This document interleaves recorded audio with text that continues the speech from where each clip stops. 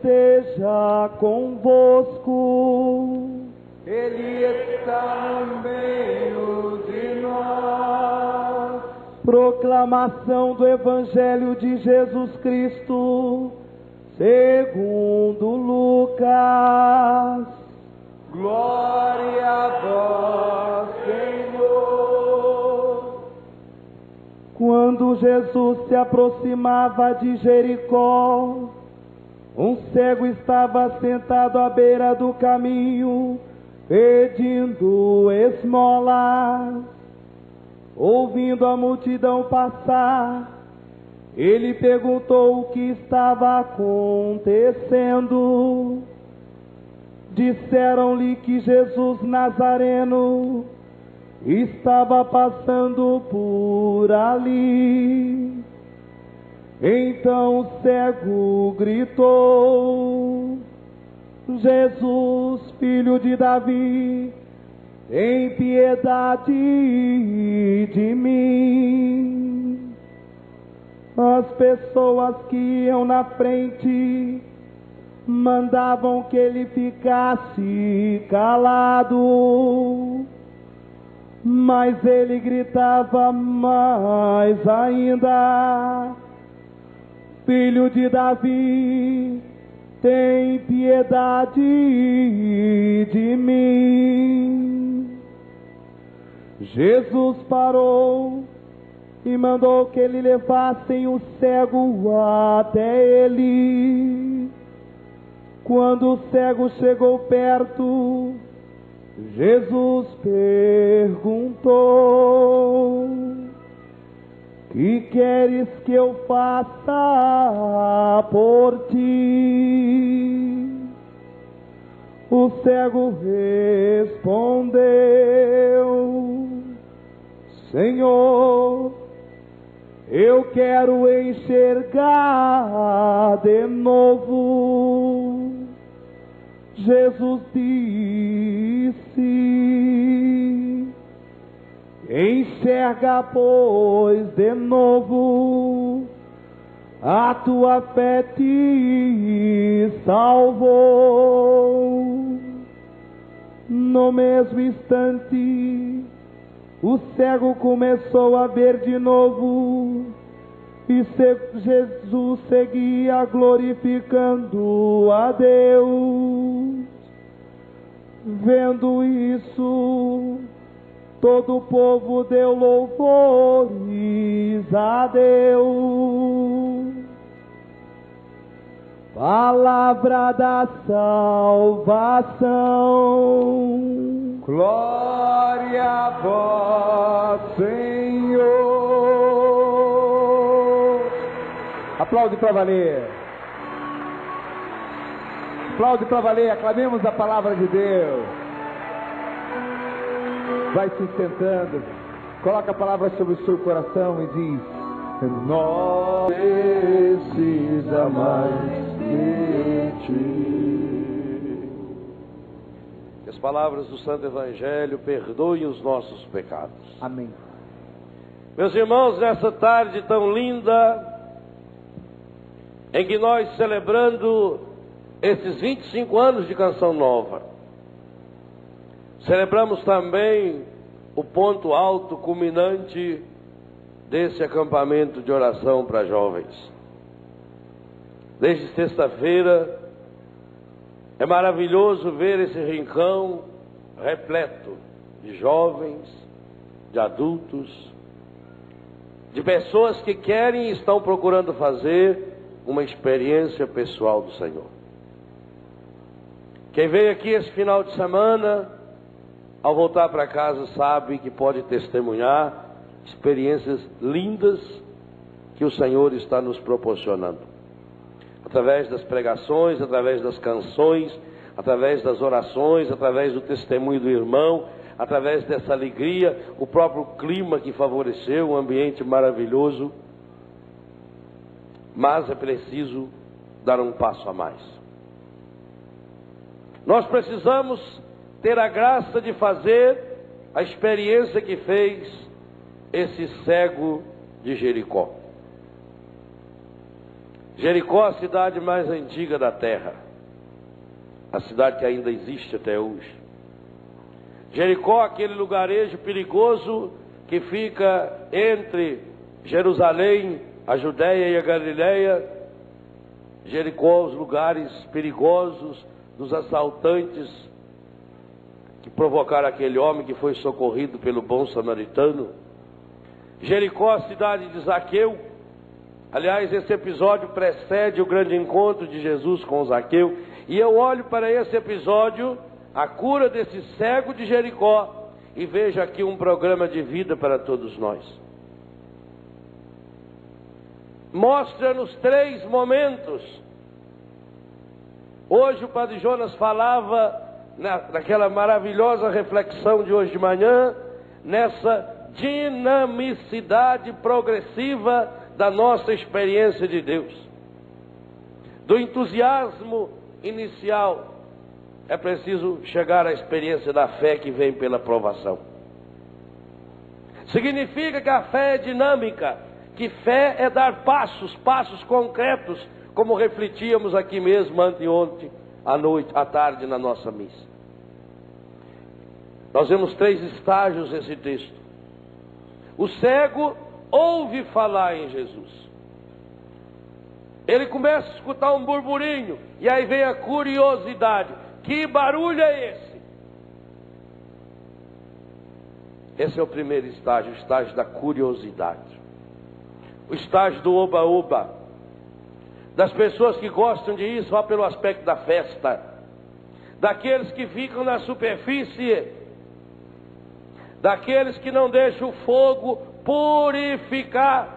Daqueles que querem, quando muito, deixar baixar a poeira dos problemas para ficar lá no fundo do coração, sem se esquecer da palavra de hoje de manhã de Efésios, que nos dizia: tudo isso seja desterrado do seu coração. O primeiro momento é curiosidade. Por curiosidade leva a pessoa à bobagem. Curiosidade que ainda não é essa adesão ao Senhor, mas que é o primeiro passo. Mas não pode ficar nela se nós queremos experimentar isso que o cego experimentou.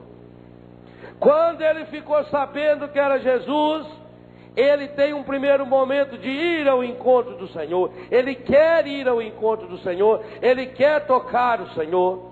E ele grita, ele exclama: Jesus de Nazaré, tem piedade de mim.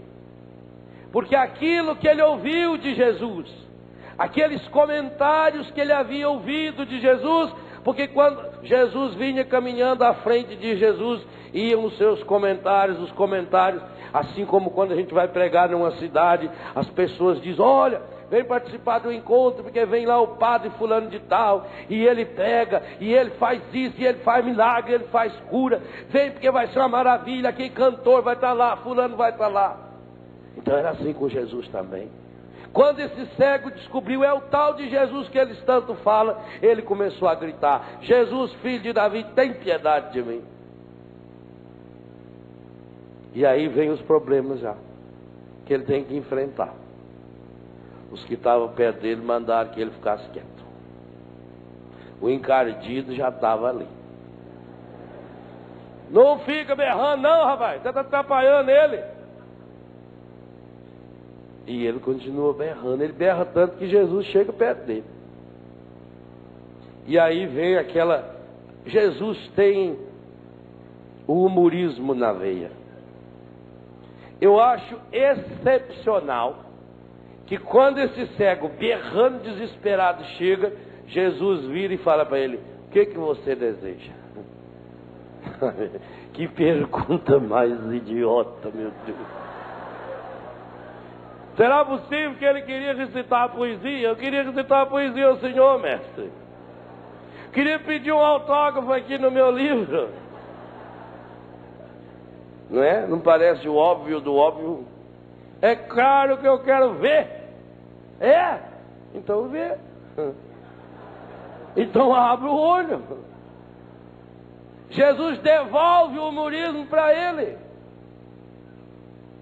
Você está buscando no lugar certo?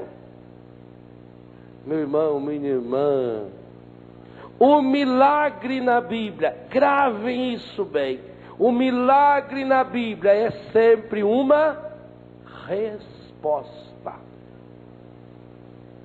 Sabe por que não acontece milagre na vida de muitos de vocês, na vida de muitos católicos? Porque o católico fica esperando o milagre. Lembra do que eu falei do nosso gaguinho Moisés?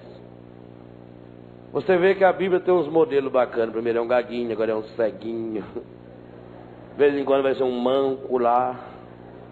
Deus sempre escolhe os piores. Por isso que vocês vieram. Eu também, meu filho, não fico muito alegre, não. É uma marca registrada de Deus. Sempre escolhe os piores. Quando ele foi escolher o pai do seu povo, escolheu Abraão, um velho. A Sara já estava 46 anos, 9 meses e 3 dias na menopausa, era estéril. Tanto que falou que vai ter filho, ela disparou a rir. Falei, esse anjo não entende nada. Esse anjo está achando ainda que é a cegonha que eu não posso mais. Não, acabou. Foi. Quando ele escolhe o profeta que vai falar a sua lei para o seu povo, escolhe Moisés, um gago. Deus é ótimo. Por isso ele nos escolheu. Os modelos é isso, é cego, é manco, é assassino. Paulo era um assassino. Moisés era assassino. Tudo gente que não vale para nada, não serve para nada, não serve para... Se você um dia chegou a essa conclusão, eu não sirvo para nada, meu filho, então você serve a Deus. É verdade.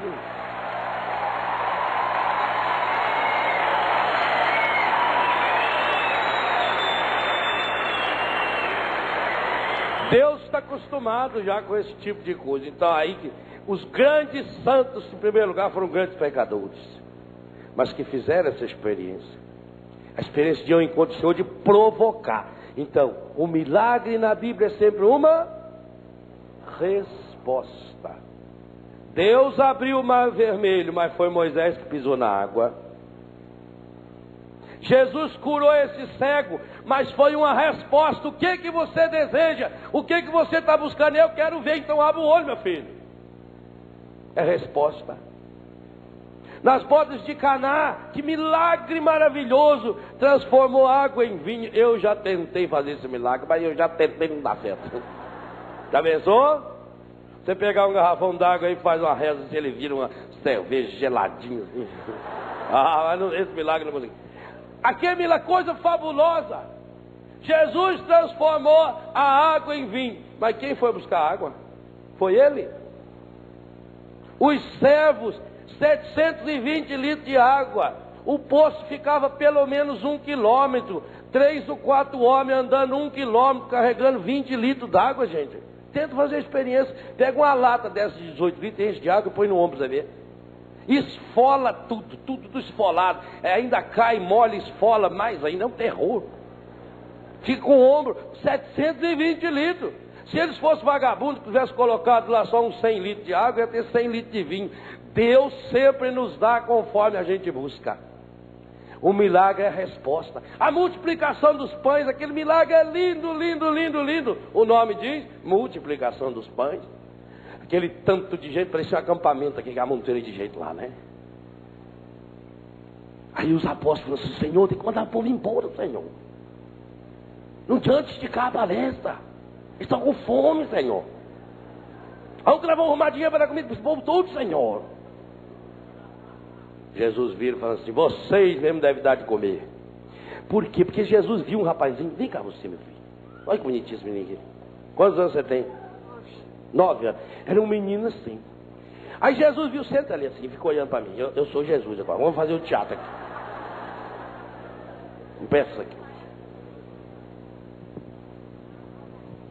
Põe embaixo do braço assim. Segura com a mão e com a outra, ficou olhando para mim assim. Televisão é imagem, vocês têm que encenar a coisa para ver. Jesus está pregando para a multidão e falando bonito. Os apóstolos: Senhor, tem que mandar isso embora, Senhor. O problema está no horário. O rapaz já estava ali, os apóstolos: falta 10 minutos, Senhor, 20 minutos. Está na hora de parar de falar, Senhor. Jesus viu que tinha um menino olhando para ele, e que o menino tinha trazido merenda. Porque a mãe dele, antes de pegar a máquina fotográfica, falou: olha, você almoça direito e você leva esses pães desses queijos que sobrou, porque lá não tem McDonald's. E se você tiver com fome, eu não vou sair para comprar comida para você. Fica aí, fica aí. Você merenda direito. Ele levou a merenda. E Jesus gostava demais da criança. Quando Jesus falou aquilo, vocês mesmos devem dar de comer, Jesus falou para ver o jeito do moleque. E o que o moleque fez? Levantou e deu o que ele tinha. Por isso o milagre se chama multiplicação.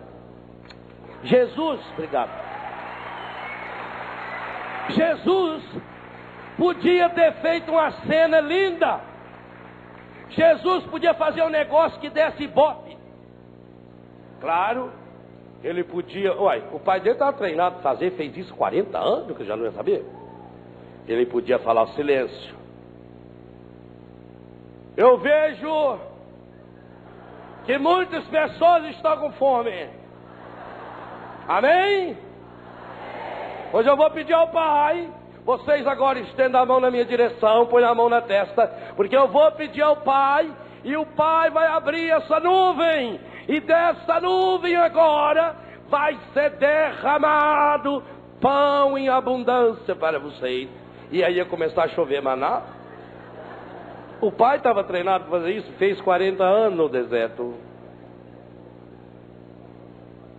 Mas ia ter gente reclamando: sim, não tem pão, mas não tem manteiga, não tem... ia. Sempre tem uns assim no meio. Só pão. Não tem um queijinho para pôr, uma manteiga para passar. Não tem uma chimia para pôr aí, não. Ia ter. Mas o milagre chama-se multiplicação. E Jesus pegou 5 pães e 2 peixes e foi multiplicando. Ora, a matemática nos ensina uma coisa muito simples. Multiplicação é uma conta que nunca pode ser multiplicada por nada. Qualquer coisa multiplicada por zero. Por isso que não acontece milagre na sua vida. Você tem 1 bilhão da graça de Deus multiplicado pelo zero da sua fé, é zero. É lógico. O milagre é multiplicação. O que você está dando? O que você é capaz de dar? O menino deu toda a merenda que ele tinha. Perguntou: se fosse você que tivesse a merenda, ia ter milagre? Ou você ia pegar o pão, porque você ia pensar: bom, 5 pão e 2 peixes para esse povão todo não dá nada mesmo. Então eu vou atrás de uma moita, como, e ainda faço cara de fome, né? Se fosse você, ia ter milagre?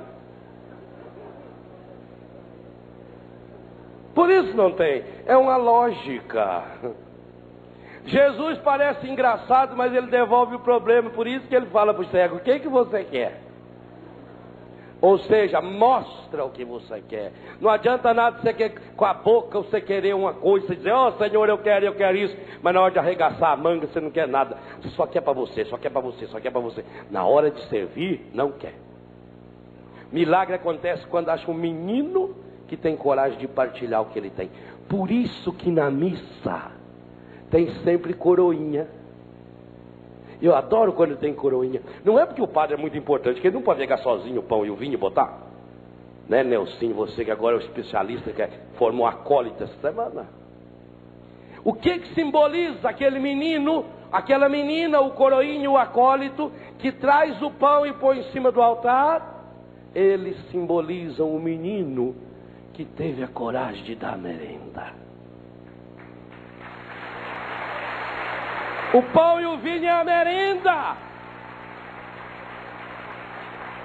Jesus diz: eu sou o pão vivo, quem come a minha carne, eu sou essa merenda. Mas como vai acontecer o milagre? Como vai acontecer cura? Como vai acontecer prodígio? Se você está com o seu braço cruzado e só pensa em você. Está igualzinho o porco e o burro. O porco estava lá no chiqueiro dele, só comia. E tinha um burrinho que trabalhava na fazenda. O burrinho trabalhava o dia inteiro e o porco todo dia ria do burrinho. Ah, burro bobo, né? Trabalha, burrão, trabalha, burrão.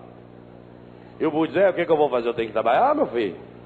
Tem nada. Olha eu, por exemplo, olha a minha vida boa. Hoje levantei 9 horas, comi uma bela lavagem, aí girei aí nessa água. Oh, vida boa, e poeira vai lá e vira pra cá.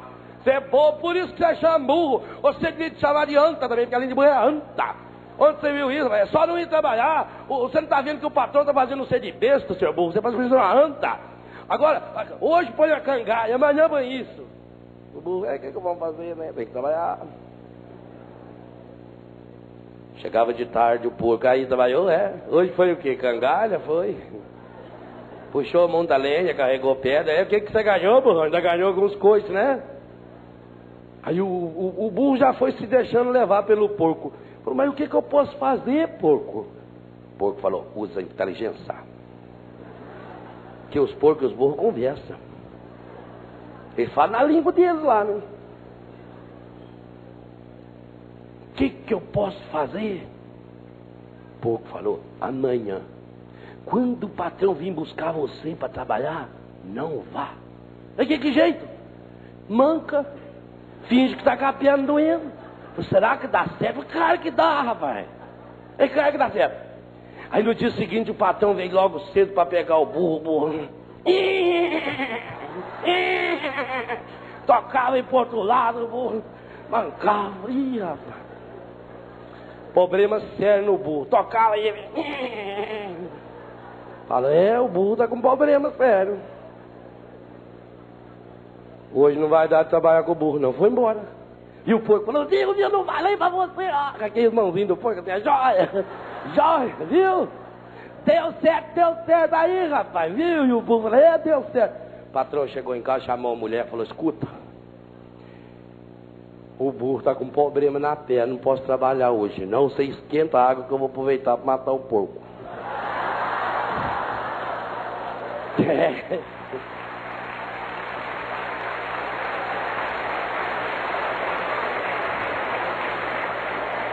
Por isso não tem milagre, porque deixa o espírito de líder, é a mesma coisa do porco. Só pensa em si.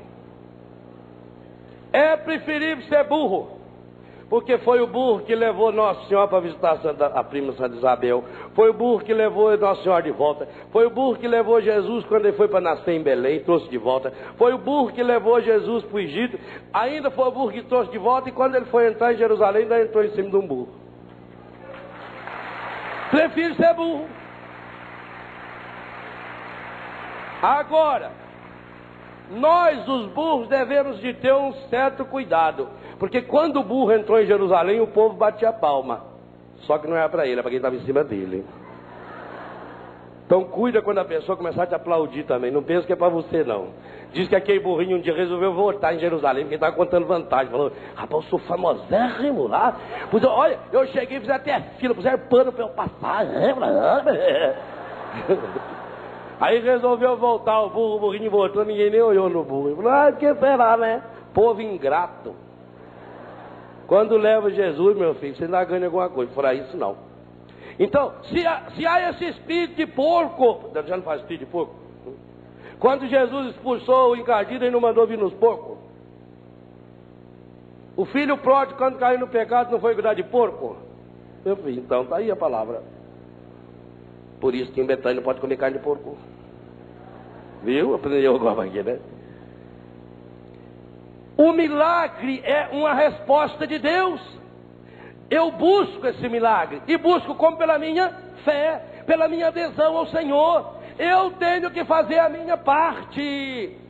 E a gente fica lá de braços cruzados, esperando, e pedindo: ai meu Deus, me ajuda, meu Deus, me ajuda. O que você está fazendo? Fé, e nós já falamos isso anteontem, fé é adesão. É adesão a uma pessoa. E aqui eu repito outra vez, sabe por que há tanta doença no mundo? Tantas e tantas pessoas vivendo na mágoa, no pecado, no sofrimento, na doença. Você já notou que a medicina ultimamente, a única coisa que faz é descobrir nome de doença? E as pessoas adoram falar em doença. Como as pessoas agora gostam de reclamar. A vida parece uma fila de NDS. Cada um começa a sofrer mais. Ah, eu sofri tanto, e eu sofri mais. Mas meu marido era ruim, pois o meu era pior, comadre. Aí eu estou com uma doença rara. É um problema sério. Pegou na coluna, nas pernas. Estou com espondilite anquilosante. Nossa, espondilite. Isso é grave. Eu já tive espondilite anquilosante. É uma doença muito grave. Tem gente que é especialista em doença. Por que será que o mundo é tão doente? Releiam, meditem com muita calma em casa o capítulo 1 de Macabeus que nós lemos. A palavra de Deus, gente, é a resposta de Deus para nós. Mas a gente não abre, não lê, não descobre. Jesus não é curandeiro. Jesus é salvador. As pessoas podem muitas vezes estar atrás de cura e pagam um preço terrível pela cura. São capazes de pagar a perda da própria salvação por causa de cura. Porque quer que resolva o meu probleminha, aquela dorzinha. Eu quero é não ter dor. Por isso que eu digo, nós estamos criando uma raça de gente fraca, de gente que não luta, de gente que falta ter garra. Por isso qualquer coisinha cai para droga, qualquer coisinha cai para o antidepressivo, qualquer coisinha cai para o alcoolismo. Vamos criando uma raça de gente que fica tudo igualzinho beija-flor. Aonde sabe que tem uma flor, corre lá. Ah, tem um padre que cura, vai lá. Tem uma freira que cura. Vai no pai de santo, vai na mãe de santo, vai não sei aonde, vai não sei aonde, vai não sei aonde. Opa, opa. E aí quando chega o momento dessa fé, que o padre Jonas falava hoje de manhã, da fé que tem que passar como o ouro pelo fogo. E esse fogo é o fogo do Espírito Santo. Então muda-se de religião igual muda-se de roupa. Ah, porque Jesus é o mesmo, né? O Deus é o mesmo. Olha, eu vou dizer uma coisa a vocês. O meu Deus não é o mesmo de muitas religiões que tem por aí, não. O Deus que eu acredito é o Deus de Jesus Cristo. O Deus que eu acredito não é um Deus que manda doença. Você já pensou? Você escuta católico falar para um doente: olha, você precisa se conformar à vontade de Deus. O marido vai embora, larga da mulher sem vergonha, arruma outra. Aí a comadre vem: ah, comadre, fazer o que, né? Vontade de Deus. Comadre. Vontade de Deus. Eu quando era pequeno eu tinha raiva de Deus. Porque eu era molequinho assim, um dia eu descobri que mamãe não tinha dedo. Mamãe nasceu sem os dedos, né? Aí eu perguntei: por que, mãe, que a senhora não tem dedo? Vontade de Deus. Gente, eu rezava tanto. Eu tinha tanto medo de Deus arrancar meus dedos. Por que arrancou o dedo da mamãe? Um dia eu cheguei da aula, mamãe falou assim: olha, almoça aí que depois nós vamos lá na casa do Santo Tomé. Santo Tomé é uma velhinha que tinha lá de igual. O que aconteceu com essa Ana, ué? Essa Ana morreu. Morreu, né? Nunca tinha morrido a velha. Aí foram lá e a morte tinha morrido, né? Por que essa Ana também morreu? Deus que quis. Arrancou o dedo da minha mãe. Matou essa Ana também. E agora? Nós tínhamos um parente nosso lá, o menino caiu da porteira, quebrou a espinha. Aí ficou assim, tudo, né? A mãe dele fez uma promessa de não cortar o cabelo dele, acho que não lavava também. Ele andava na rua, aquela coisinha assim. Ó mãe, por que o Chiquinho era daquele jeito? Vontade de Deus. Arrancou o dedo da minha mãe. Matou essa Ana Tomé. Entortou o Chiquinho. Eu morri de medo dele, ué. Claro. E eu sabia, por que eu rezava? Medo, ele era poderoso, vai que ele levantasse com raiva, lá e resolve arrancar meu dedo. Quer ver quando eu pecava e o padre não vinha para confessar, gente? Ai, meu Deus, relação, não arranca meu dedo, não. Meu Deus, eu tinha medo. Depois falava com Deus, mandava doença. Não, meu Deus, é assim não. Depois eu descobri o nosso Deus. O nosso Deus é o Deus que ama, é o Deus da vida. Jesus, achem na Bíblia Católica.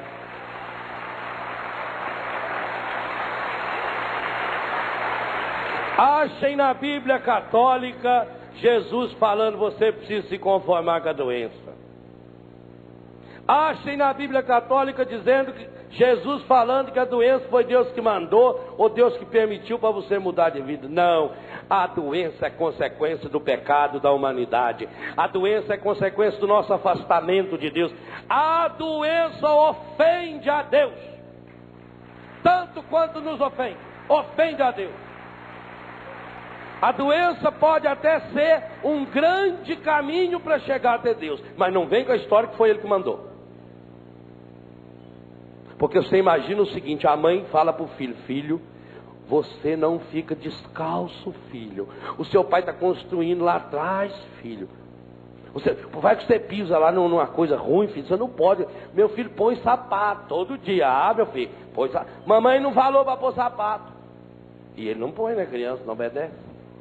Belo dia ele chega lá com um prego daquele enorme atravessado no meio do peito, todo ferrujado.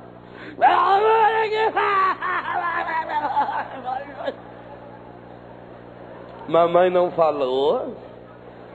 Mamãe tinha ou não tinha razão? Mamãe quis ensinar você.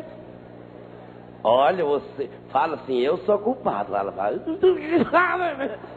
eu não devia ter desobedecido. Não vou mais desobedecer.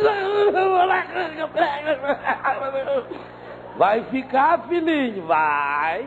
Você vai ficar uma semana com esse preguinho no dedo, para você aprender a obedecer mamãe.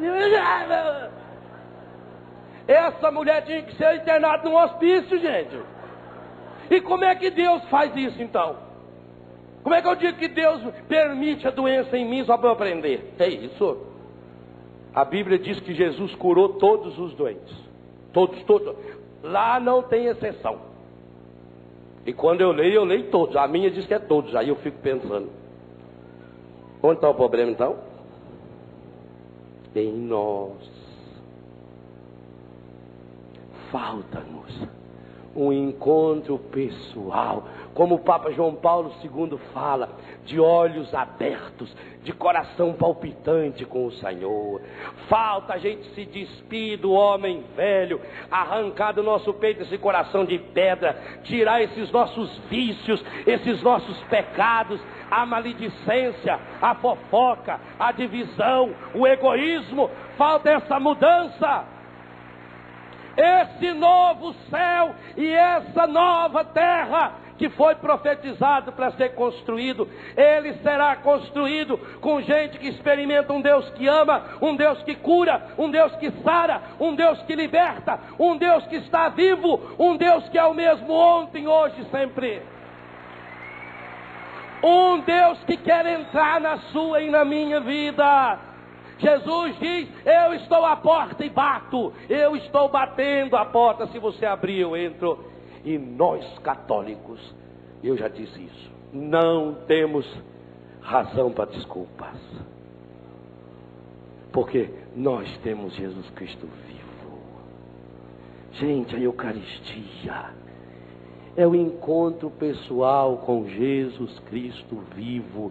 O sacerdote, quando levanta aquele pão e aquele vinho, isto é o meu corpo, isto é o meu sangue. Mas como é que nós católicos vivemos a Eucaristia? Vive a Eucaristia muito mal.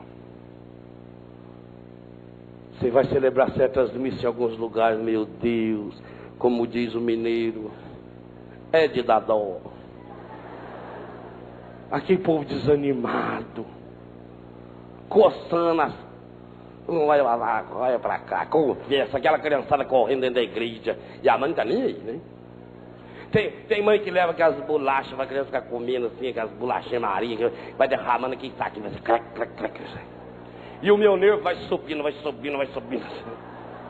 Tem criança que, lá em Brusque, uma vez, no terceiro, quarto banco, a criança olhava pra mim e dizia, ah!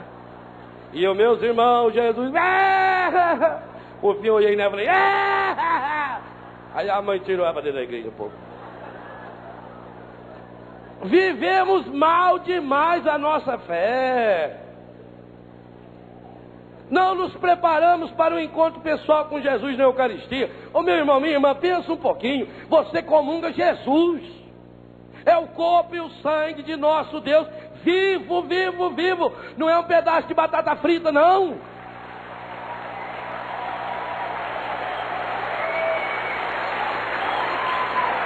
Nós temos um tesouro. A Igreja Católica. E sabe por que a Igreja Católica tem esse tesouro?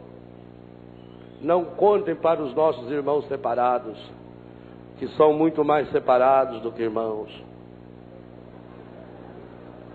Quem fundou a nossa igreja não foi o bispo fulano. Quem fundou a nossa igreja não foi o pastor não sei das quantas.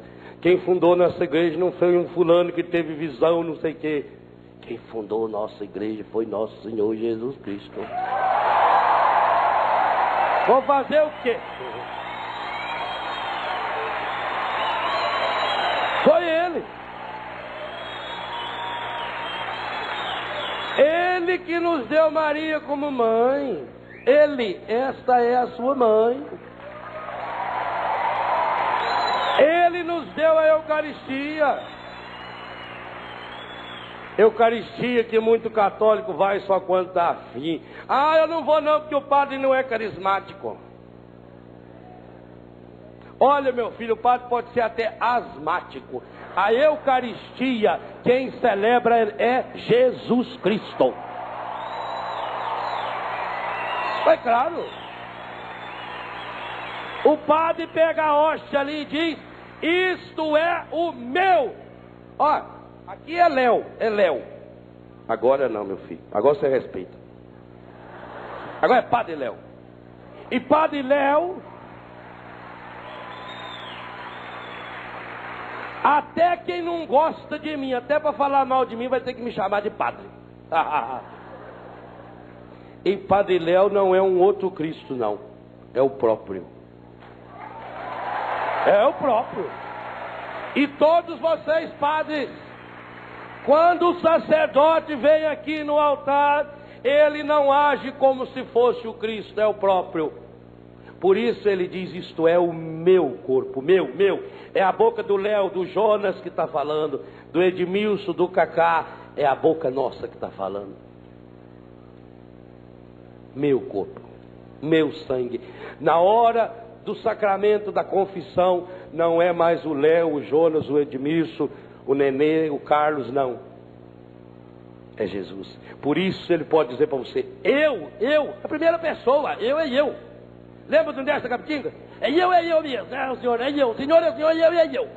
Pois o Padre ali naquela hora é o Cristo. Ele fala, e eu te absolvo em nome do Pai, do Filho e do Espírito Santo. É eu. Essa é a nossa igreja. Padre Léo. Mas, então, por que tem um padre lá na minha paróquia e ele não aceita isso? Por que tem um padre lá que ele pecou? Ué, meu filho, lógica. Se Deus sempre escolhe os piores. É pura e simplesmente mais uma prova de que a nossa igreja é a igreja de Jesus. Até na escolha ele continua com a mesma lógica. Para que a graça de Deus trabalhe em nós. Como Paulo disse, eu pedi ao Senhor que me tirasse esse espinho na carne, e Ele me disse, basta-te a minha graça. Isso é milagre. Eucaristia é um encontro pessoal com Jesus.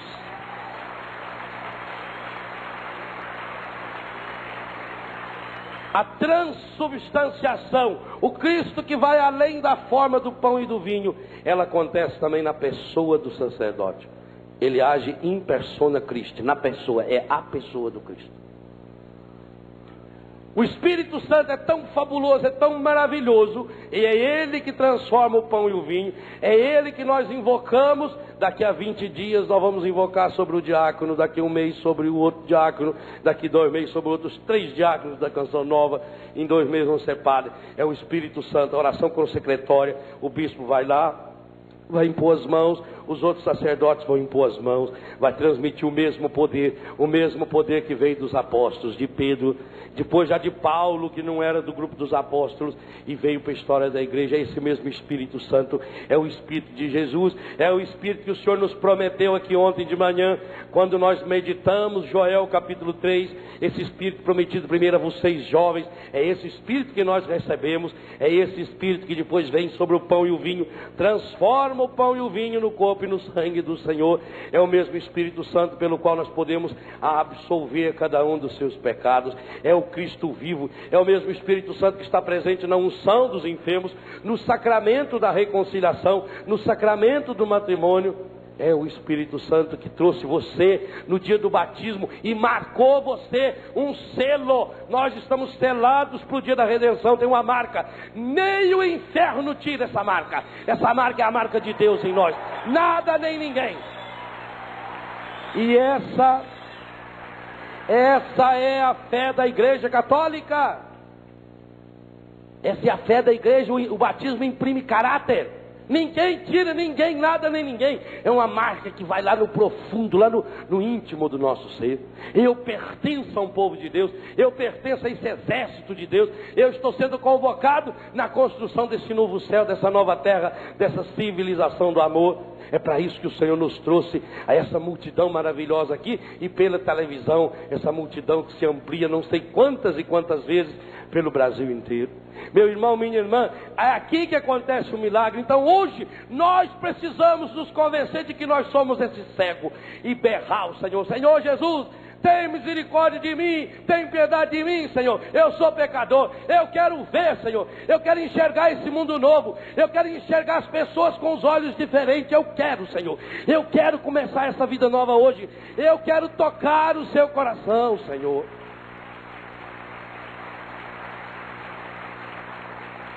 E basta virar uma página da Bíblia.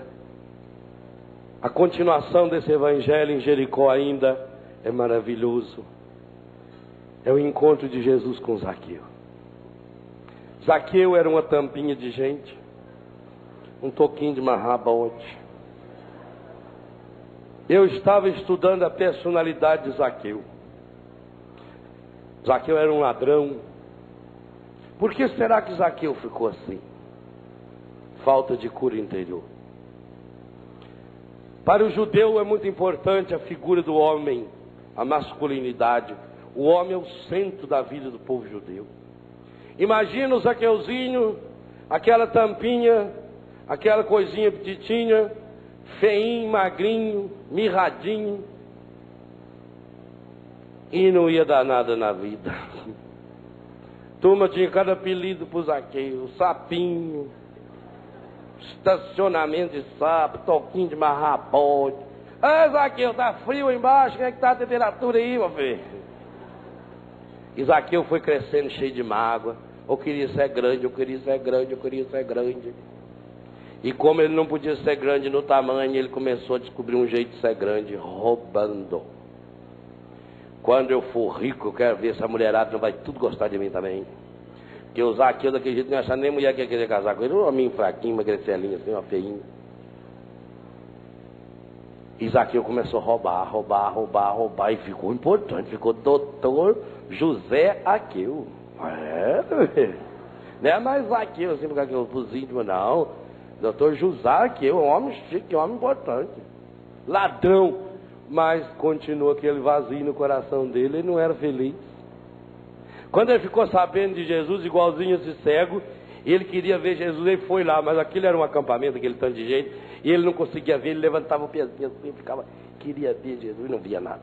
Aí ficou pensando, falou assim: já sei.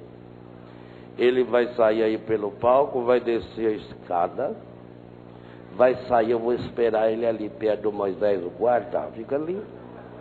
A hora que ele passar, eu vejo ele.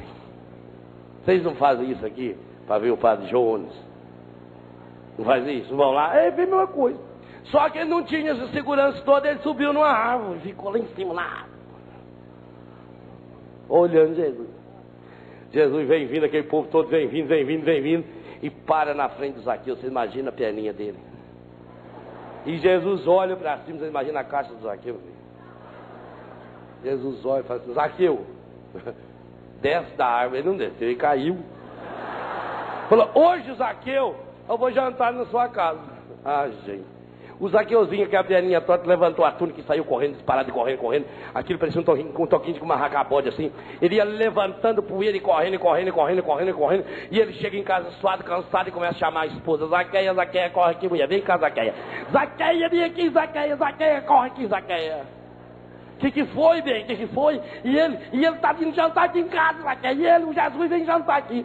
Ai, bem, por que você não falou que você ia convidar ele? Eu não convidei não, ele está vindo de Peritite. Vamos fazer comida logo.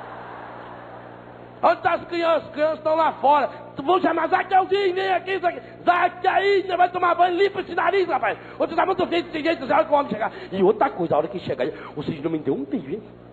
E eu quero vocês arrumadinhos. Você limpa esse nariz. E vocês tomam a benção dele e beijam a mão na hora que ele chegar. É ele que está vindo aqui em casa, tá bom? Quando Jesus chegou, estava o seu Zaqueu. Baninho tomado, a dona Zaqueia naquela elegância. Aquele vestido assim de chita, amarrado por meio. Sapato de chinelo, salto alto.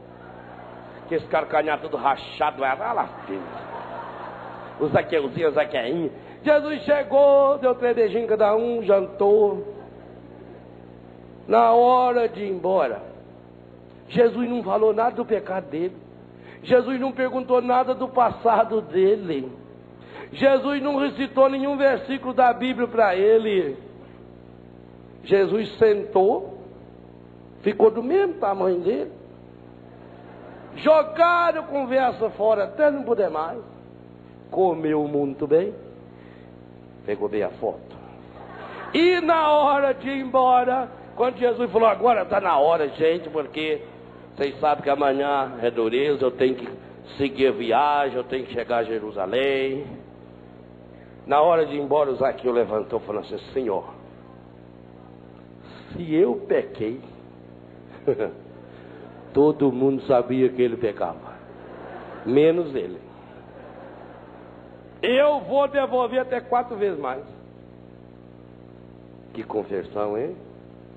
Você pode fazer a mesma coisa? Pensa.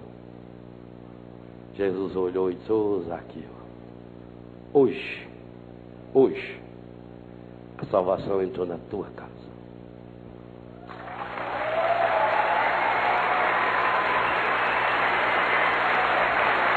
Esse é o milagre. Talvez hoje você seja esse cego que não está enxergando a vida como Deus quer. Você está cego pelo ódio, pelo pecado. Já a pessoa não fala: estou cego de raiva. Fica mesmo. Cegado pelo ódio, pelo pecado. Não consegue enxergar as coisas. Talvez você esteja cego, só consegue ver as coisas pequenininhas. Talvez você seja como um Zaqueu, cheio de pecado, querendo achar que você vai ser importante, vai ser famoso, porque vai vestir uma roupa melhor do que a outra, porque tem um tênis da moda, porque você é mais do que os outros. Talvez você esteja perdendo a sua vida, gastando-a com comprar coisas, porque você quer ser importante, você quer ser amado, e você acha que quando você tiver muita coisa, você vai ser amado, você vai ser importante, porque as pessoas gostam de quem tem sucesso no mundo. Meu irmãozinho, minha irmãzinha, tenha coragem hoje de ser cego e falar: Jesus, filho de Davi, tem piedade de mim. Tenha coragem hoje de ser Zaqueu e dizer: Senhor, se eu pequei, onde foi que eu pequei? Eu vou mudar de vida, Senhor. Eu vou começar uma vida nova. E você vai poder ouvir Jesus olhando para você hoje. Daqui a pouquinho você vai ter Jesus na mão. Zaqueu subiu numa árvore porque ele queria ver Jesus. O que ele não sabia é que Jesus estava louco de vontade de ver ele também. Daqui a pouco Jesus vai vir na sua mão. Sabe o que é isso? Gente, é Deus. Você vai se alimentar dele. Ele entra dentro de você, ele entra dentro de nós. Ele se torna um conosco. Isso é um absurdo dos absurdos. Amar é você acreditar nesse absurdo. Nosso Deus é o Deus do absurdo. Imagina o absurdo dele virar um pedaço de pão, um pouco de vinho. Mas só entende por que o pão e por que o vinho. O pão, para ser pão, precisa que o trigo seja pisado, moído, triturado. O vinho, para virar vinho, a uva era pisada com o pé mesmo. Por isso Jesus escolheu esse alimento. É da humildade. É esse cadinho da humilhação, pisado. É Jesus que se coloca. Lucas 26 nos diz: eu estou no meio de vós como aquele que serve. É Jesus da ceia, João 13, versículo 1. Tendo amado os seus que estavam no mundo, amou-os até o fim. É esse amor que nós precisamos experimentar, meu irmão. É esse amor que o Senhor quer oferecer a você nessa tarde. Você não veio aqui por acaso. Você não ligou na canção nova aí no nosso canal, na nossa televisão. Você não ligou isso por acaso, não. Há um plano de amor para você. Há um plano redentor para você. Você precisa abrir os olhos. Sabe, não é só cego que não enxerga, não. Por exemplo, você mesmo pode tapar o seu olho. A minha mão serve para apontar. Mas se eu puser a minha mão em cima dos meus olhos, eu fico cego. Não enxergo mais nada. É a minha mão. Então, se você traz o problema, se você traz o pecado, se você pega o defeito de uma pessoa e aproxima ele tanto assim nos seus olhos, você não enxerga mais nada, você também fica cego. É essa cegueira que o Senhor quer tirar.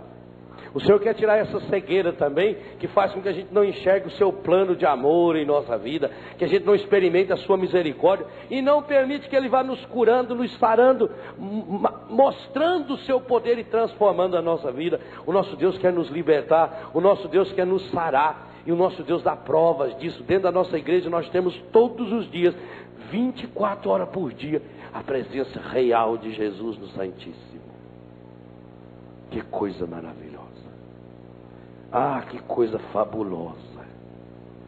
Quando a gente olha para o sacrário e fica olhando, meu Deus, eu não te entendo.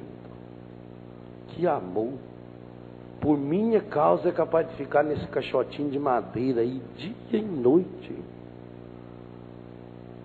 E a gente acha tempo para ir em tantos lugares. E não acha tempo para Deus. E depois a gente diz: eu não sei por que as coisas vão mal na minha vida. Macabeus capítulo 1. Quando alguém disser a você: não sei por que nada dá certo na minha vida, fala para ele ler Macabeus 1. É nós que estamos mudando, tirando Deus do centro da nossa vida. Nessa Eucaristia nós temos a graça de ter esse encontro com o Senhor. E o Senhor agora quer curar e libertar o seu coração e a sua vida. Agora, é preciso tomar uma decisão.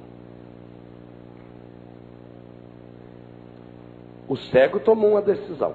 Ficaram falando para ele: não vai não, fica quieto, naquela boca, vai estar atrapalhando ele. E ele berrou tanto, ele berrou mais alto. E ele foi até Jesus. O que é que você quer? Jesus também, se você tiver coragem de gritar feito cego, ele vai chegar para você e perguntar: e você, o que é que você quer? O que você quer agora para Jesus? Fecha os seus olhos e diz para ele: eu quero. O que você quer? O que você precisa? Você aí no Brasil inteiro nos assistindo pela Canção Nova. Fecha os seus olhos. O que você precisa? Peça. E Jesus está no nosso meio. A Eucaristia é essa presença real dele em nosso meio. E ele veio para multiplicar, para mudar a sua vida, para transformar a sua vida. E agora que ele está tocando.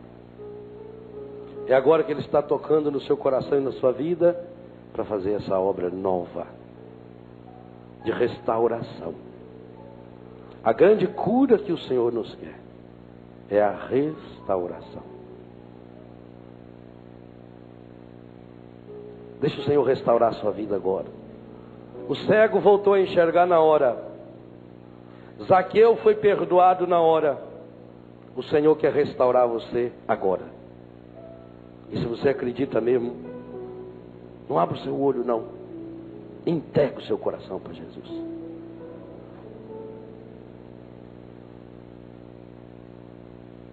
Entregue inteiro o seu coração, todo o seu ser a Jesus. E diz: eu quero, Senhor. Eu quero fazer essa experiência agora. Eu quero tocar o seu coração. E eu suplico, Senhor, toca o meu coração. Toca agora, Senhor, vai nas causas da minha enfermidade. Senhor, eu vim nessa missa hoje para pedir a cura, porque eu tenho câncer. Eu vim pedir aqui, Senhor, porque eu tenho AIDS. Eu vim pedir a cura, Senhor, de um problema que eu tenho na garganta, com essa enfermidade no meu estômago, nas minhas pernas. Eu vim pedir a cura, Senhor, dos meus ossos. Os meus ossos que vão ficando fracos, esfarinhados, Senhor. Eu não consigo nem andar. Eu quero pedir a cura, Senhor, dessa hérnia de disco, dessa enfermidade, desse bico de papagaio que eu tenho na coluna. Eu quero pedir a cura, Senhor, dessa enfermidade no meu estômago, no intestino. Senhor, eu quero pedir agora que o seu amor passe e toque todo o meu ser, todo o meu aparelho digestivo, curando desde a minha boca, o meu estômago, passando, Senhor, por todos os órgãos internos, curando, restaurando as paredes internas, expulsando a enfermidade, porque aonde Jesus entra, a enfermidade vai embora. Eu quero, Senhor, pedir agora que você passe e repasse a sua graça nos meus intestinos. Cure, Senhor, liberta da colite, de toda a infecção intestinal, Senhor, de toda a hemorroida, de todas as veias machucadas. Cure e liberta agora, Senhor. Sim, Senhor, eu quero pedir que você pegue agora no aparelho excretor, na urina, toda a região dos rins, da bexiga, da uretra, e vai curando, Senhor, vai restaurando, Senhor, toda e qualquer molécula de enfermidade, pedra, próstata. Restaura agora, Senhor, no teu poder, vai restaurando. Tu, Senhor, que nos teceste no seio de nossa mãe, em nome de Jesus, cure agora, restaure os ossos, Senhor Jesus. Cada um dos nossos ossos, de nossas juntas, de nossas medulas, vai restaurando, Senhor. Restaura, Senhor, a pele, curando todo câncer de pele, toda enfermidade de pele. Cura, Senhor. Cura, Senhor Jesus, toda enfermidade cerebral, todas as veias, os neurônios, Senhor, todo o nosso ser. Toca, Senhor Jesus, no coração. Liberta de toda enfermidade cardíaca, todas as veias, as artérias. Liberta todo o nosso ser. Mas acima de tudo nós suplicamos, Jesus, liberta-nos do pecado, Senhor. Liberta-nos do egoísmo, Senhor. Liberta, Senhor, o nosso coração da raiz das nossas enfermidades. Tu que nos conhece a fundo, Senhor. Liberta, Senhor. Cuida de cada um de nós agora, Jesus. Entrega todo o seu ser ao Senhor. Estenda sua mão para o Senhor.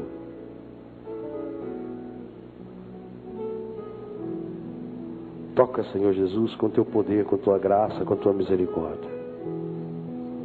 Restaura, Senhor Jesus. Toca, Senhor. Coloca essa mão que você estende a Jesus sobre você. E vai pedindo, Senhor Jesus, faz essa obra nova na minha vida agora, Senhor Jesus. Eu quero ser, Senhor, como esse monte de barro nas mãos do oleiro. E eu quero pedir que você tire toda a impureza desse barro, como o oleiro que tira as pedras, pedaço de madeira, sujeira, folha, arame. Tira, Senhor, tira toda a impureza do meu ser. E molda-me, Senhor, segundo o coração de Jesus. Molda-me, Senhor. Faz-me um homem curado, uma mulher curada. Faz-me um jovem sarado, um jovem restaurado pela tua graça. Eu quero ser Jesus amado, como barro nas mãos do oleiro. Faz-me minha vida, quebre minha vida, né? Faz-me de novo. Eu quero ser. Eu quero ser. Eu quero ser um vaso novo. Então vai pedindo. Eu quero ser. Eu quero, Jesus, é verdade.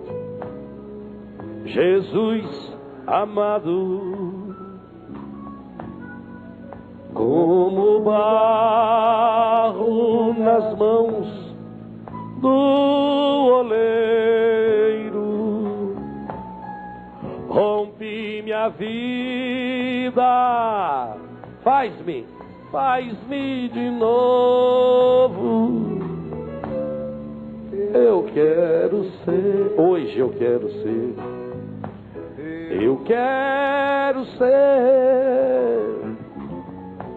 um vaso novo. E vai tomando posse dessa graça do Senhor.